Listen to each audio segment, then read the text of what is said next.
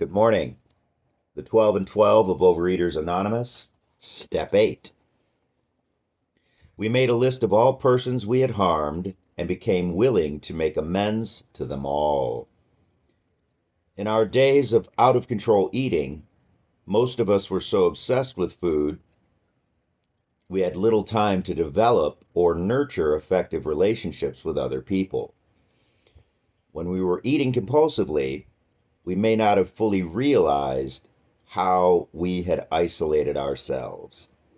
We may have felt that once the food problem was solved, everything in our lives would be satisfactory. When we did stop eating compulsively, however, we usually found that our defective ways of dealing with others were a source of pain for us.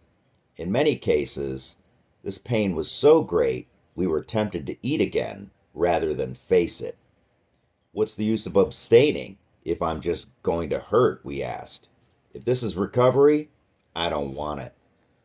Clearly, if we were going to remain abstinent and find serenity, we had to learn better ways of dealing with the other people in our lives and in ways that would bring us joy instead of pain. Step 8 is designed to help us with this process. In Step 8, we look at our relationships for the purpose of discovering those patterns which have done harm to us and to others.